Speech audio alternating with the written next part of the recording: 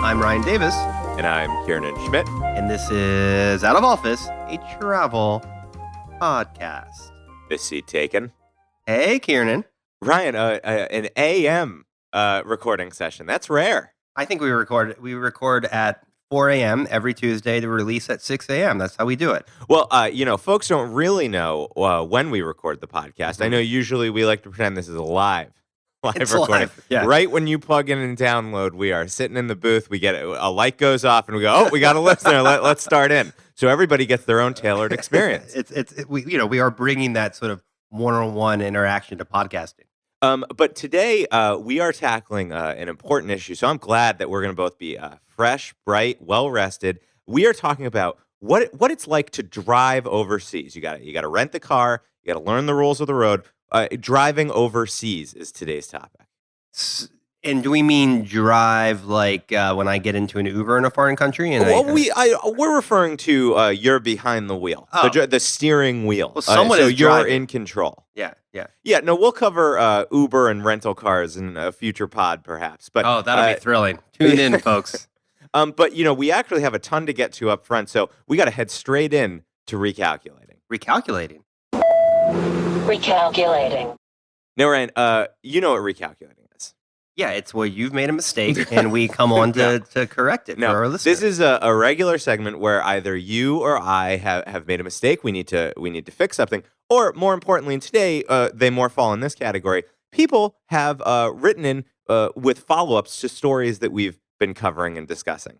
Now, the first one does happen to be a very slight correction, which is you and I were talking about the what we were calling the Zagat guide, Z-A-G-A-T. Zagat.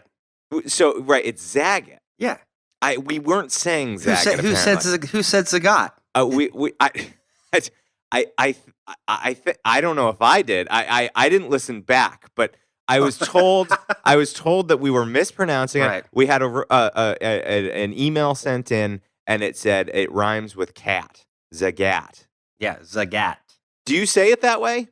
Yeah, I mean, I feel like pretentious people say Zagat, but it's like comical. It's like something they would do in SNL. Do you think it's sort of a pecan situation? Well, it's someone's name, right? So is it somebody's name? Yeah, it's just the Zagats. The Zagat's family. Joseph Zagat? Yeah, Phil Zagat, I think. Doesn't that sound like somebody somewhere in like the Hitler regime? Joseph Zagat. It sounds like the guy who hosted America's Funniest Home Videos. That was Bob Saget. But it's like that. Zagat. No, but think of that's how you pronounce it. Bob Saget. You don't say Bob Zagat. Like it's Bob Saget. Right. Yeah. Zagat. Yeah. Ryan, you are correct. It's named for Tim and Nina Zagat. Right. Zagat. No, Zagat. Like Bob Saget. Zagat. Yeah. They started in 1979 to collect restaurant ratings from their friends. Yeah, and back then there were only a handful of restaurants in New York, so it was super easy. It was a super short book, but over time it's expanded. It was sort of a white people's green book. Yeah. I was recently on a flight where Green Book was on offer, but I couldn't bring myself to watch it. It just sounded too terrible. It's not great. Have you've seen it? Oh, I've seen it. Yeah. And it's not even like a good snapshot of the South or anything. No, nothing great valuable there. No, I mean, there's some good performances, if you really, but it's if you really dig. Yeah, I mean, it's written by the guy who wrote Dumb and Dumber, and he's not bringing a lot of, light to America's racial history. How dare you? Dumb and Dumber is one of the great American films. It's a more successful film than this one. Than Green Book, despite its Oscar. Exactly. Yeah. All right. So a second recalculating. This is a follow-up from a listener named Dennis. And he pointed out what I thought was a very good. He had several responses to the Notre Dame episode, but I particularly liked this observation. Remember we were talking about how they were actually raising bees on the roof of Notre Dame? Right. They were raising bees because we need more bees in this world. Exactly. There's a die-off of bees, and so Notre Dame was doing its part and had 4 hives. I believe it was 180,000 bees living on the roof. A lot of bees. And what we were talking about is how what good news it was that they had survived the fire. Mm-hmm. Right. And the Dennis pointed out You could see why maybe the firefighters were held back from saving the roof because they kept saying, well, why would I go up there? It's bees. If it's not the fire, it's the bees. It's a great point. Yeah, I don't know. I think that the even though they're French, I think that these firemen would have braved the swarm. I don't know. That fire gear doesn't have the netting that goes down over your face. It's got a lot. It's got a lot. You're pretty protected in fire gear. Also, I'm just thinking now that I believe, now I'm no apiarist, though I am an admirer. And in fact, if you think that I haven't emailed the Slovenian Beekeeping Museum to try to get them on the show, you are wrong. Hidden museums of Slovenia. Haven't gotten that one yet. They just didn't respond. But now that I think about it, when you're opening a beehive or you need to do some work in there, you smoke the beehive to calm the bees down. Right. So the bees are already super calm. Their natural environment is a cathedral that's burning to the ground. So it's interesting. I wonder whether those bees were subdued by the smoke from the rafters from 1180 just going up. And it's a Catholic church, so there's all this great incense and stuff that's burning. So I'm sure it was like a lovely smell. Oh, you're right. That must have been beautiful. It smelled like Christmas. Advent. It smelled like Advent. Yeah. Christmas smells entirely different. No, yeah, absolutely.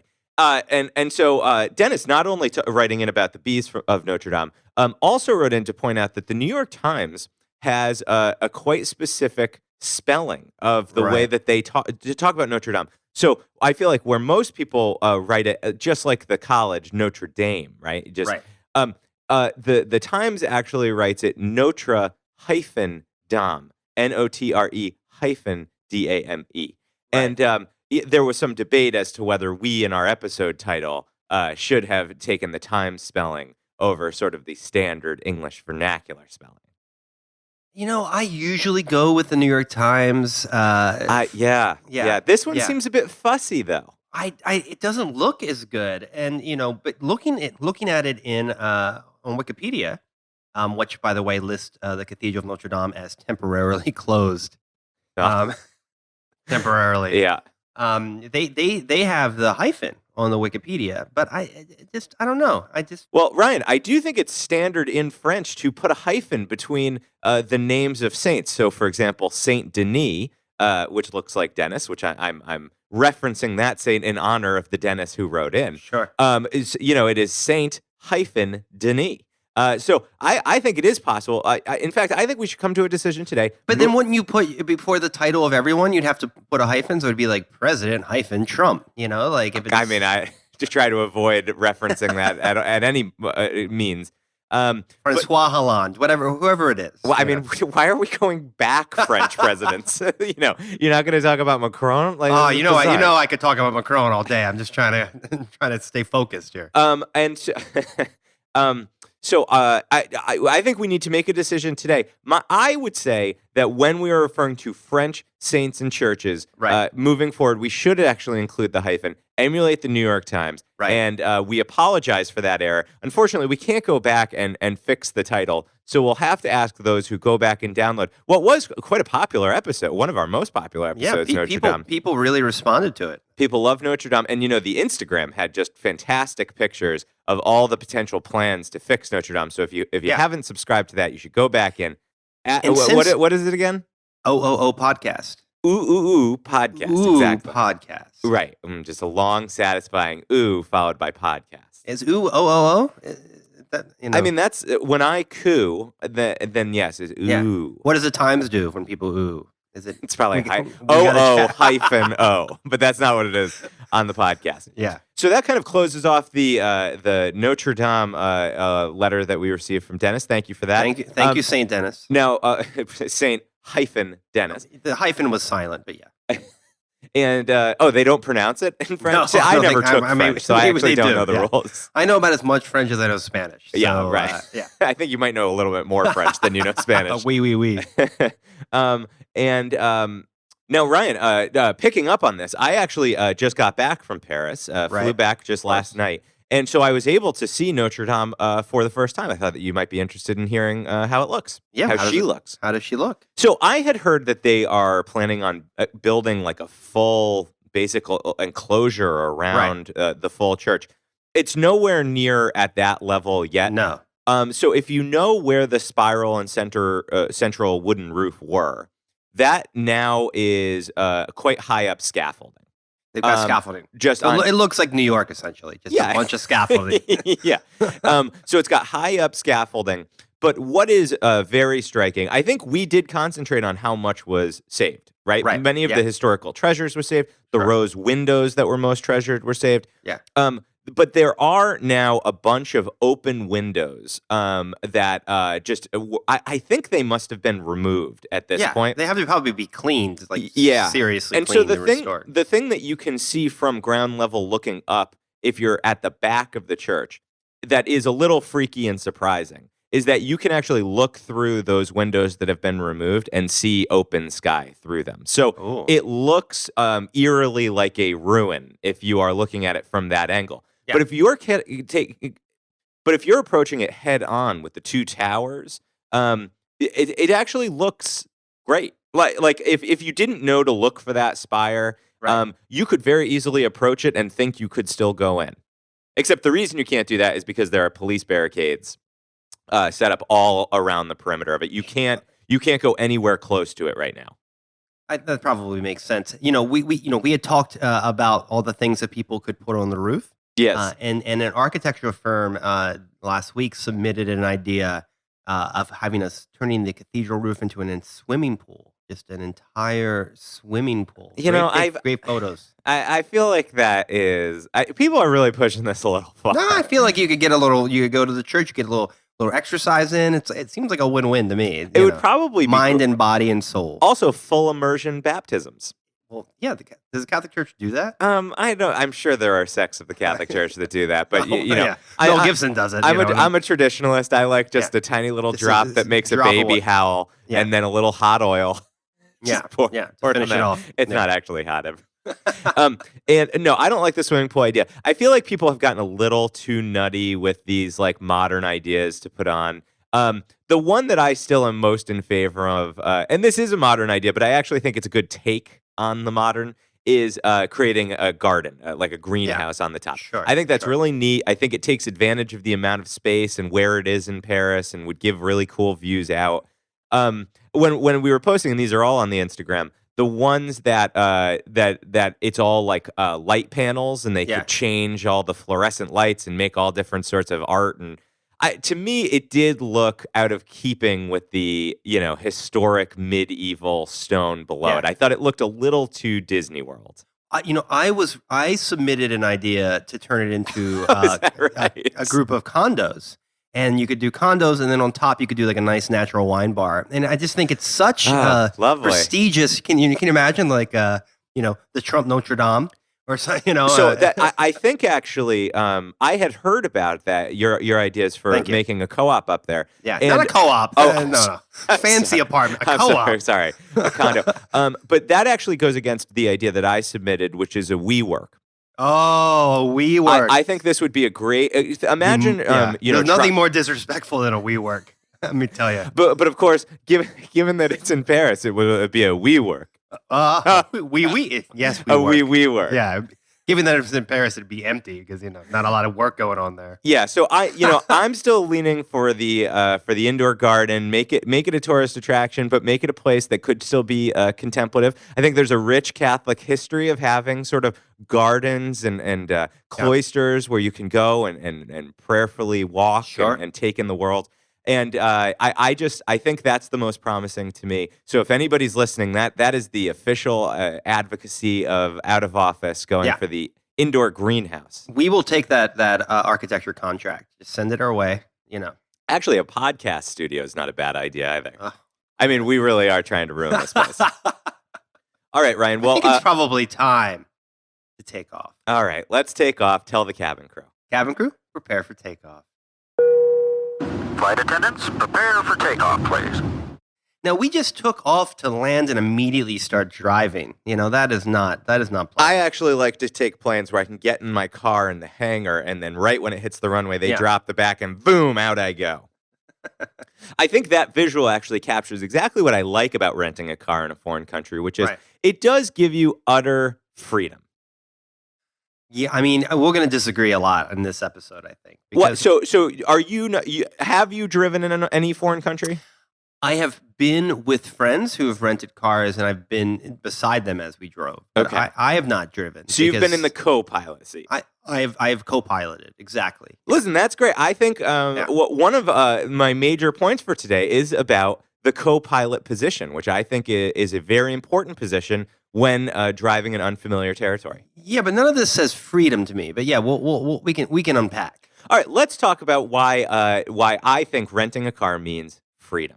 Right. It's because you are limited to where buses will go, where Ubers will go, where trains will go.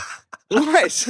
Where are you trying to go that Uber's not going to go? Well, I think the major problem with an Uber is, firstly, are you really going to want to rack up what it's going to take to go somewhere 2 hours outside of a major city center? That's what buses and trains are for. It's Europe, or it's a place. Wait, we're not talking about just driving in Europe. It's Europe. What do you? Like, that's not the episode. I'm still imagining that we're Notre Dame, just driving around in circles. No, I understand. Listen, in city centers, I don't want a car because I don't want to deal with parking rules I don't understand. Right. But I do think sometimes to get to great out-of-the-way attractions, and really getting off the beaten path, sure, you need to be able to go far out. And I think also, even if you can convince an Uber to take you there, you have to worry about getting an Uber to take you back. Yeah. Although when I went to the pyramids in Mexico, I had the Uber just wait for me until I got back into the Uber. So, people can, there are ways around this. So, did you have to pay him to just stay there? Yeah, but so it was like he was waiting in traffic, but all that was cheaper than had I rented a car, gotten gas, like learned to drive, going all the way to the, no way that was easier. Well, you threw learn to drive in there. Like that was part of the trip planning process. I mean, that's your own deficiency that you don't know how to drive. But you do have a license, right? I do. Yeah. No, state of Maryland issued me a license at 16. And do you renew it? I have, it's current. I keep it current, absolutely. And when was the last time you drove?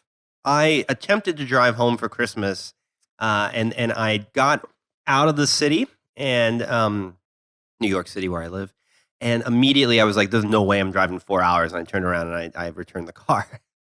That is the nuttiest thing I've ever heard. Driving is not fun. It's not a fun No, thing. see, I disagree. I also find driving to be exciting. I think it's you can put on a good audiobook, some sweet pods, maybe get a playlist together for the road trip. And it's great. It's both contemplative time, but also it's fun to bond with the others that you're driving with. No, I think that is all true if you're not the driver. But the driver has to be focused. You have to pay attention. There are massive chunks of metal flying around you at insane speeds. What do you think driving is? What are you're talking about other cars? Yes, other cars. It's crazy out there. We drivers don't refer to them as chunks of metal. They're huge chunks of metal. So for you feel like all driving is basically that one level on Mario Kart where you're driving against traffic and all the trucks are heading towards you. Yeah, I'm just in a constant state of anxiety if I'm behind the wheel. It's so uncomfortable, and I can't relax. I can't close my eyes. All the things that I enjoy doing. All right. Well, I mean, you are certainly building a case that people shouldn't be driving with you in the driver's seat. So while I feel that it gives you kind of great freedom to go places that it can be hard to get on public transportation, it also allows you to make your own schedule. And I do think that is very valuable, especially when you are on a tight trip timeline.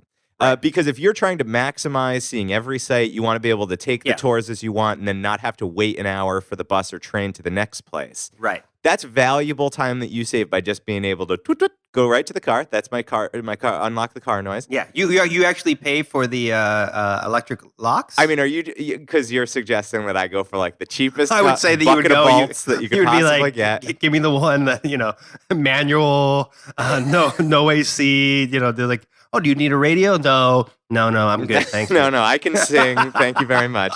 So, Ryan, you are referencing something which is all these sort of like logistical challenges to renting a car and how to decide what car to get. Right.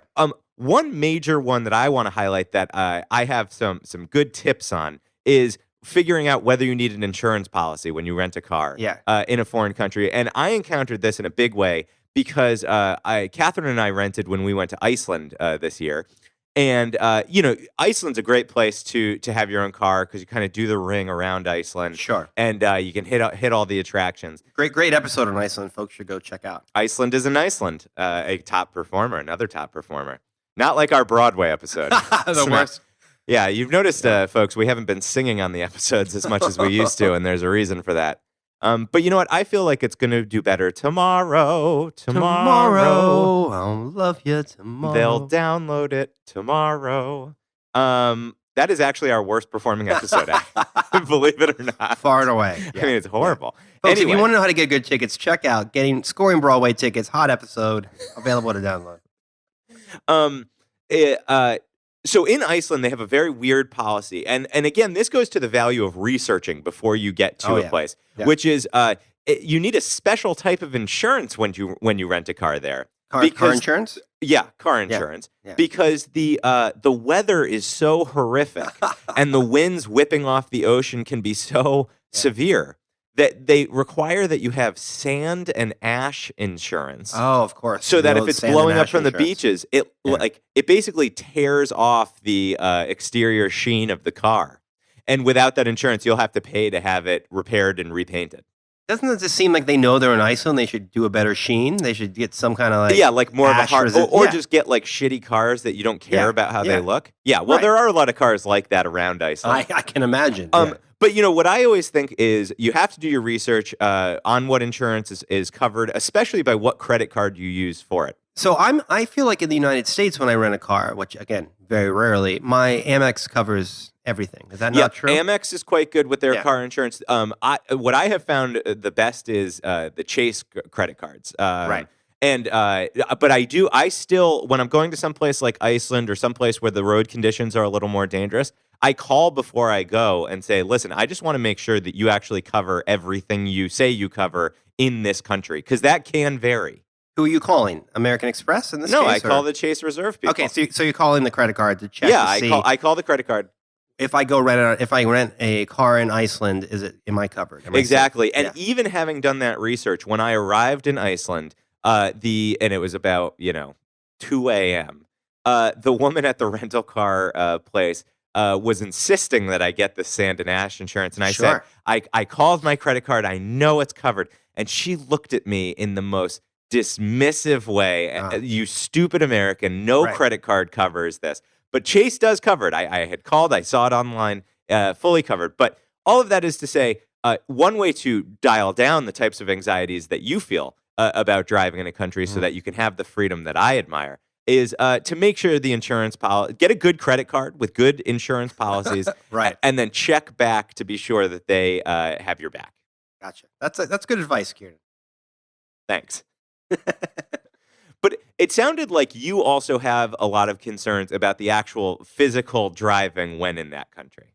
Oh yeah. That sounds terrible to drive around a country. But again, I think that all it takes is a little advanced preparation, some light reading to figure out the rules of the road and familiarize yourself with the type of signages. How do I know? Right. I mean, how do I know in Iceland that it's not green to stop and red to go and yellow means go faster? Well.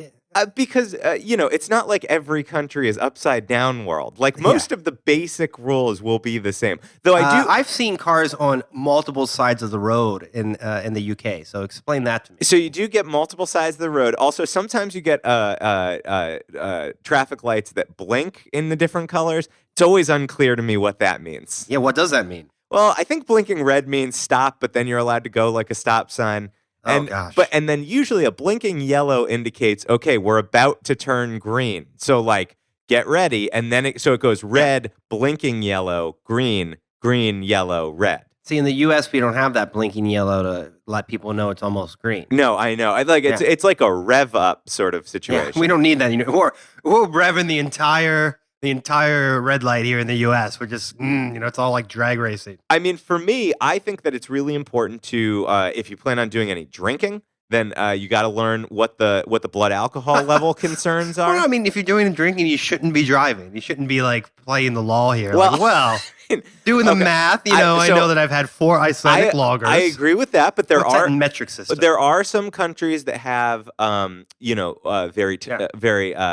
strict, like extremely strict, like not a drop. If you're in Saudi Arabia, do not drink and drive. You're right. We should be on the record. Don't drink and drive. All right. Drink and drive. Drink, take an Uber. Yeah. And that is one of the downsides to. I've had to many driving. a drunk taxi driver in my life. In fact, I was in Costa Rica a few years ago with a friend, and we took a taxi home from a bar responsibly, and the taxi driver slammed into a fence. Oh my gosh. And we got out of the taxi, and he proceeded to berate us for not paying him. But I didn't think we needed to pay because he had broken the contract of getting us to our destination without having an alcohol-induced accident. And he needed some beer money. I mean, I can understand his. To be fair, he was drinking shots next to us at this bar, so we should have been. We should have been like, wait a minute, you've been drinking because you were sitting there. So you called an Uber, and the drunk next to you was like, oh. Yeah, well, I mean, it was a small town. It was like Manuel Antonio. It was like a super small town, and so the taxi was sitting there. We were like, there was a taxi in front of the bar. So we were like, oh,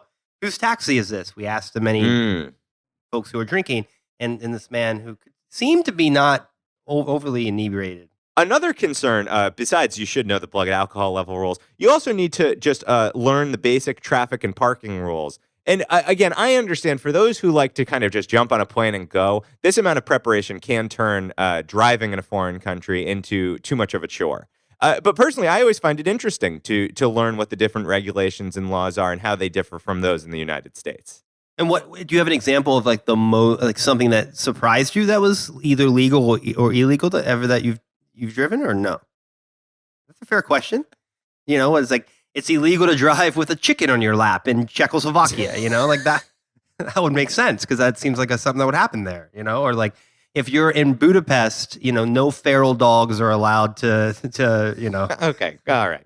Well, Ryan, yeah, there are quirky laws that you can discover if you just do a little research, and also they can be quite entertaining. So, for example, in Spain, if you require contact lenses or glasses to drive, you're required to have an extra pair in the car. Now, how often are these enforced? I don't know, but if I get pulled over and the cops, sees a dumb American.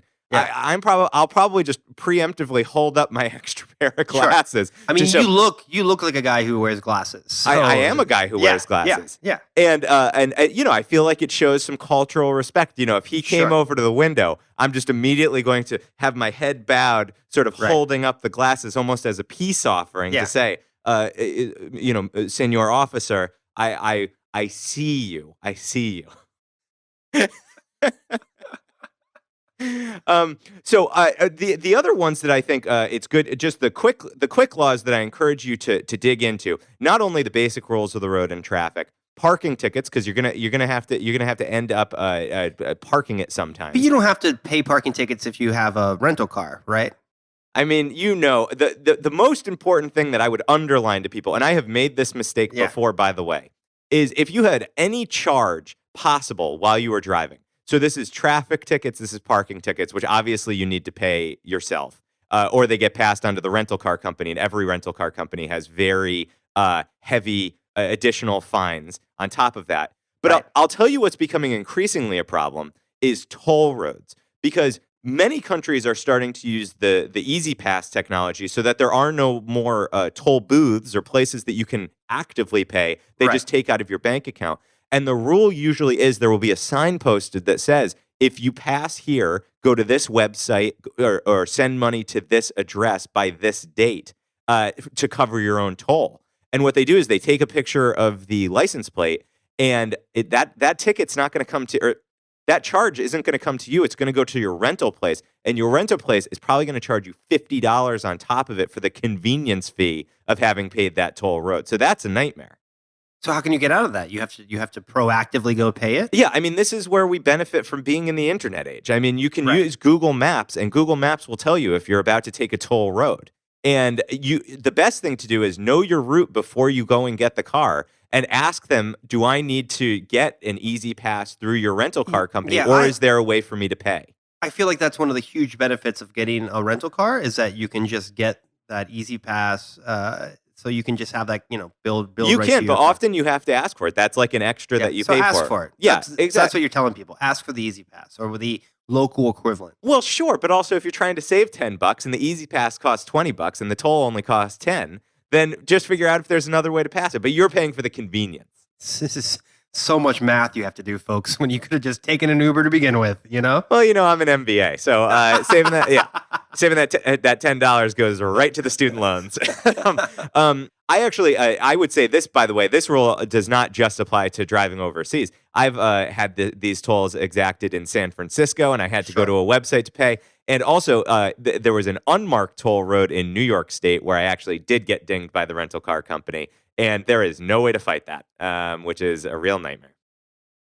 That is an absolute nightmare. I'm glad that you got past that. Now, you mentioned before the driving on the other side of the road. That is something that I've never attempted. I am a little scared about that. Even in the UK, when you were there, you've never rented a car and driven on the wrong side of the road? No, because it's to your point that you can get to many cultural centers on the train system in Europe. Right. I think that's very true. That's a very good network in the UK. And also, I spent 1 year in the UK and then have traveled back several times. But typically, I haven't exhausted sort of the train routes, right? Gotcha. Like I'm still going out to those sort of secondary cities around the UK. So I haven't had the urge to get a car. However, I am very attracted to the idea of going out to the Lake District. And I think renting a car would give you great freedom to sort of go through the pastures and fields out there on your own time.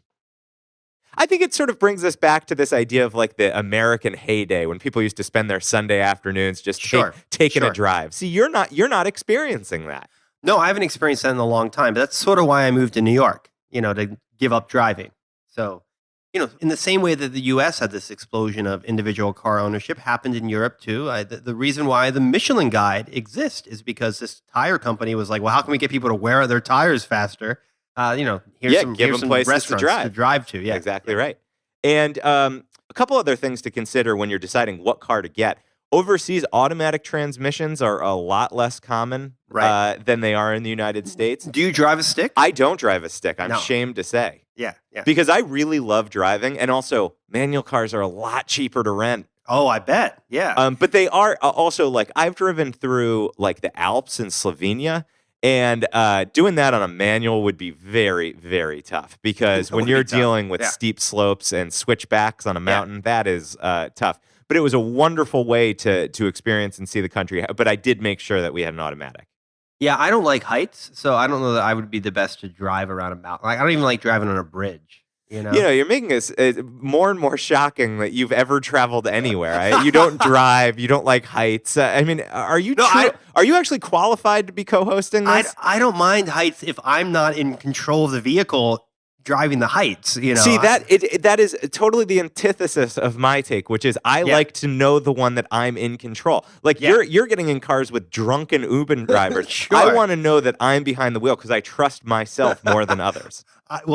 That is where we differ then, I think. I'll tell you who I do trust, though, is a co-pilot. So I think it's really, really helpful driving overseas in places that you're not as familiar with to have another set of eyes and ears next to you. Most definitely. And I would recommend constant communication between the driver and the co-pilot, including talking through, what the expectations and duties are of each. Because the driver is going, no, you laugh. I know you laugh, and it sounds overly prescriptive. But I promise you, if you say to your co-pilot, listen, I got to keep my eyes on the road. I'm unfamiliar with this signage and how people drive here. So I need you to tell me, which directions to take, even if GPS is saying it aloud. Or I need you, if you see a sign or something you think I haven't seen that I need to slow down or the speed limit's changed, say it, communicate it to me. Don't assume that I'm seeing it because so much is going on. And do you make these requests verbally, or do you put it into like a nice one-page statement of work? No, I have Catherine co-sign a statement of work. That's good. For each trip. And it's important to scope these things out. Exactly, and I like to have a scope for each day of the trip based on the expectations. Then I bake that into the Google Doc. I mean, this all goes in. This is actually for Trip Planning 102, the follow-up to our very popular previous podcast, Trip Planning 101. But we haven't graduated to that, and today is not about that. No. But we're joking, but I really do genuinely recommend it. It's funny. It goes back to a conversation I had with my brother, Brendan, who used to occasionally call me while he was driving. And I would say to him, I won't talk to you on the phone if you're driving. And he said, it's a good way to get out of a call with a family member. No, I love my family members. Happily talk to them most of the time, but I don't want them putting their lives in danger. Yeah. I'm just telling folks to take note. That's a really good piece of advice you just gave. And he once said back, well, how is this different than if you were just sitting next to me in the car if we were having the conversation? Right. And I said, you know what? I'm going to look into this and find out, is driving safer with somebody in the passenger seat, or does that actually distract and you're safer when you're alone? And some academic studies have been done that show, no, you are safer when somebody else is right next to you because you have double the brain power going in to the driving and navigation.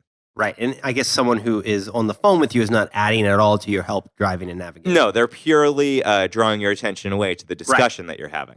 But you can listen to audiobook and not be distracted. It's not like John Grisham is sitting beside you giving you advice on well, how to drive. I would never rent a John Grisham audiobook, but I think I have very strict rules for the type of audiobooks that I think work for road trips. But that's not for today. No, definitely not for today. So the final major tip that I want to give is that if you're planning on driving overseas, I really recommend getting what is called an international driving permit. Have you ever heard of that? You've mentioned it to me before. That's why I know about it. Yeah. So the international driving permit, it is not always required in countries to get a car. And in fact, like I originally got it because it was supposed to be required. Nobody ever asked for it. I've never been asked for it. However, what it is, I think it's very valuable because what it is, it's a valid form of identification in 150 countries worldwide. Right.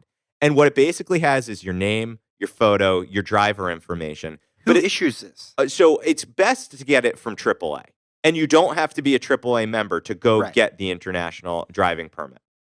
So AAA issues a driving permit that is somehow legally valid in 150 countries. That's right. Is AAA like a governmental organization? I'm just not aware. How is that possible? I think AAA is fighting to stay relevant. Yeah. And they've made up this license. This scheme. is an additional service that they offer. Yeah. But what I especially value about it is that on the permit itself, when you hand it over, just like the idea of like showing the extra glasses to prove that you are being respectful of the country's laws that you are in, it has translations saying this is a valid driver's license. This person is allowed to drive. And I think that would broadcast a little bit of like, please be lenient if they have somehow violated the rules. Give them a warning over a You've gone out of your way here to comply, officer. Exactly right. And so the way that you get the international driving permit is just a quick application you can fill out online. We'll throw it in the show notes. And you can go to a AAA branch office, which are all over the place in the United States. Yeah. And it's $20, and you have to show your U.S. driving license, but otherwise, you're good to go. So they will just give you this thing. You show up, you get a driver's license. They'll give you the international driver's permit that AAA issues. And then if I'm in Switzerland and I get pulled over, that piece of paper is gonna mean something to the local Swiss police department? Yes, it will. And in fact, there are even countries where they do not recognize a U.S. driver's license, but they do recognize an international driving permit. Particularly, I know of Hungary falls in that category. Yeah. So if you're driving in Hungary... The one law Hungary has. They're like, you know what? We're sticklers for this. Well, otherwise, we're autocrats, but, additionally, some countries say we do honor the U.S. driver's license, but we require a local language translation. That's, again, something specific to Spain. So cover your bases, spend the $20, get the international driving permit. And it comes in 10 languages, or you request what languages you want it to be in? Yeah, it comes with the standard languages, so you wouldn't be saying, I'm going to South Asia, can you please put a Punjabi translation in it? No, it has sort of 10 standard translations that they feel will cover off the majority of the world. Gotcha. Well, I think you just go to AAA.com. If you use code out of office, you can get 20% off your international. No, that's not true. I mean, maybe one day that would be true. Actually, I love that idea. Maybe we should reach out to AAA. AAA is actually a wonderful resource for learning learning about how to plan for driving overseas and in the United States. So a great resource that I recommend. It's an older thing that I think younger people don't pay attention to, but they actually can be very helpful. Also in planning out routes that you should be taking when you're traveling. Yeah, they're still printing you out that turn by turn map. They do that. Yes, I don't take advantage of that, but I think it's very helpful. Definitely. So Ryan, the major takeaways, as it so often is with me, is that you should devote some brain power and research before you go to figuring out what the rules of the road are, who you're going to be driving with, arm yourself with the documents that you might need if you get into trouble, and also really pay attention to the rental car companies that you're dealing with so that you get a vehicle that matches your needs. Right. One of the things that always surprises me when I'm overseas is all the makes and models of cars that I've never heard of before. So, what advice do you give to somebody who, when you're on the rental site and it's like, do you want the Oxy, the Citroen yeah. 87B? Right. What is that? I mean, so again, give me the Camry. Where's the Camry? Yeah. I think the major point is that you should have internet access so that you can quickly Google it and find out. But the most important thing is that auto transmission versus manual transmission. Right. And I know, like, we drove in Morocco, for example. I wanted to go to Chefchaouen, which is a little off the normal kind of tourist route. Right. And we showed up at the airport rental place, and we were supposed to have a GPS because I didn't plan to have internet access.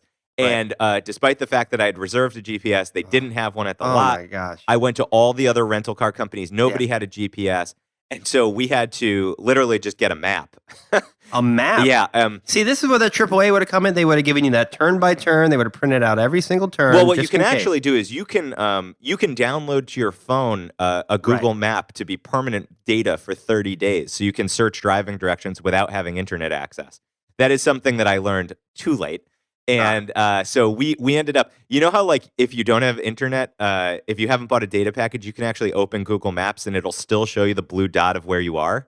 Right. But it won't give you directions. So we were literally opening the phone, following our blue dot and being like, I think we take a right here. It looks like it heads in that direction. So you do have to be open to sort of the misadventure of it all. Sure. But, when you're with the rental car company, you should also, you can email, you can call, you can try to get across, I'm a dumb American who can't drive manual. But yeah, there's always going to be a risk. You're going to show up there and you're going to be stuck in a teeny little car that you have no idea how to drive. Steering wheel, like faces the back. Yeah. That you got to be open to the adventure of it. There's no question that there is adventure baked into driving overseas. Yeah, and this podcast is about anything, Kieran. It's about everyday adventures. Yeah, okay, sure. Well, I mean, with that, it feels to me like we should get to our most wanderlustful segment. The last stop. The last stop. Ladies and gentlemen, this is the last stop on this train. Everyone, please leave the train. No, Ryan, do you know what this segment is? This is your favorite segment, my favorite segment, the people's segment. It's the last segment of the show where you and I each talk about one thing that we've eaten or read or smelt or thought about or tried to feed that spirit of wanderlust, to sort of keep the spirit of travel alive even during the workaday week. And this is a very special last stop because I think our first, we saved it for the 33rd episode of the podcast. This is our first episode where we have a shared last stop. We do. We both separately partook in the same film. Great use of partook. Yes, I went on your recommendation to a great film, and it's called Apollo 11. Apollo 11, yeah, that's one of the good Apollos. Yeah, right. I mean, even Apollo 13, it wasn't successful, but at least they got back alive. It's true, but you'd rather have been on 11 than 13. Just all things being equal. Yeah. So 11 is, of course, the famed moon landing. This is Neil Armstrong, Buzz Aldrin, and a guy named Collins. Who? Are we sure it's Collins? Did you look it up? Yeah, it's Michael Collins, and He is one of the great heroes that comes across in this story that I think most people don't know enough about. So what the movie is a bunch of restored and found footage of the Apollo 11 mission, right from the 3 brave astronauts putting on their spacesuits to boarding the space capsule, to the explosive takeoff with crowds of Americans in Florida watching them head to the skies, never knowing if these astronauts would survive, and then taking us through piece by piece what it was like what it was like, what the tech required was to get to the moon, to land there, to explore, to get back into the capsule, back up to the return vessel, and then back to the world. Yeah, so it's phenomenal because there's all this 70 millimeter like gorgeous footage that I had never seen before that has presumably been out there for a while. Yeah, the world had never seen it before. As it turned out, the government invested very heavily in recording the Apollo 11 in recording for broadcast the Apollo 11 mission. So I think we probably both knew that they did broadcast from space to television, and they did kind of daily interview from what it was like to be in space. But they also took this amazing footage of every step of the process. So you get inside mission control. There are actually recordings of all the communication going inside person to person. And the documentary makers do a brilliant job of kind of letting the film footage and the audio speak for itself. There's no narration. There's very light use of graphics just to let us know what is going on. Yeah, like where we are in the time and what is going on. I think one of the things that you and I were both sort of blown away by was the amount of phases where something could go wrong. Because, like you said, you're going to the moon, which is extraordinary in itself. But then you're getting something off the moon, which you've never been on before, right? And getting it back into space from the moon, right? So it's the fact they were able to do any of these phases is extraordinary, and especially back then, which when you're looking at the tech, everybody's gathered around what looks to be like a Atari computer, right? With and like a dot on the screen, and they have like physical switches that they have to do. I mean, that's crazy. The tech is just incredible to observe. And there were so many moments where pieces of the vessel had to disengage, turn around, and reattach that it just seemed like the places that there could be an error were extraordinary. Yeah, and the amount of people that were required to like make this happen, I was super inspired by the whole thing. Oh, me too. And I mean, it certainly I think the reason that it belongs in The Last Stop is because it embraced that spirit of exploration and adventure in a way that I don't think that we see very often today. I mean, Michael Collins, Buzz Aldrin, Neil Armstrong, these were people putting their lives on the line just for the sake of exploration. Yeah, and everything about the mission, and it's hard to even express. It's everything about it seemed dangerous. Yeah. Absolutely. From getting into the when they're about to take off, it's like, how in the world can they explode this massive rocket and have it actually move? It just all seems impossible. And yet, it's going to go fine, and these people all survive because one of them becomes a senator. But it really is. It really makes you think, like, can't society shoot for these really big goals again? It's a very inspiring film in that way, for sure. It's definitely a feel-good story about what government could be capable of. And also the footage of that blast off really sticks with me. I mean, just a huge explosion of fire completely enveloping the screen. And the quality of the film really is something to behold. I thought that it must have been digitally restored, but to your point, it was just shot on such high quality film that it stands up today. So it's well worth going to see it in a theater. Yeah, absolutely. And you can actually go see what's left of the Apollo 11 spacecraft at the Smithsonian National Air and Space Museum. Absolutely. A good follow-up to the Postal Museum. If you listened last week and we wet your whistle for a quick Postal Museum, maybe go see some stamps that commemorate the moon landing, and then go over to the National Air and Space Museum and see what remains. Yeah, it's pretty exciting. And obviously, we talked about this. I've been to Houston. I've seen sort of mission control there when I was very young, but I don't think either of us have been to Cape Canaveral. Nope, haven't been to Cape Canaveral. Yeah, so there's so many travel things associated with the but Apollo it 11 really mission. made me want to go. Yeah, and it made me want to go to the moon again, which we've done a whole episode on. Absolutely, Space tourism. And I think at the Air and Space Museum they also have Michael Collins just sitting there and saying, I went too. I was there. Yeah. And then people say, oh, so you touched to the moon, and he goes, no, Yeah. I stayed up in the capsule so that Neil Armstrong and Buzz Aldrin had a thing to come back to. We're going to remember his name. John Collins guy. I'm not going to forget. No, Michael Collins. Michael Collins. And one thing that I really that really struck me with Michael Collins from this story is that he really experienced solitude in a way that I'm not sure any other human ever has. Which you mean years later when people were like, "Who's this guy?" That kind of solitude? No. I was talking about what basically happened was, he let the landing vessel off. Containing Buzz Aldrin and Neil Armstrong. They descended to the moon. Right. And then he stayed up in orbit around the moon. And when his ship went behind the moon to the dark side, he lost contact. Purposely, they planned for this. With mission control. And so it was just utter radio silence in dark space. Which would be how he would feel the rest of his life, surrounded by the icons of Neil and Buzz. Michael Collins is also an icon, and I think for the fact that he didn't get the fame, maybe even a greater American. Yes. Well, he did it all. He did it all for the good of the country and traveling space. So go check out Apollo 11. It's still in theaters right now. I'm sure that it's bound for Netflix. And whenever it does start to stream, try to see it on as big a screen as you possibly can, because the footage really holds up to that. Most definitely. It looks fantastic. And it is, and you forget that you're watching a documentary because it really sucks you into the narrative and the story. It's really fun. Probably some of my favorite footage is just the scanning of the tourist crowds that had come out to see the spaceship go up.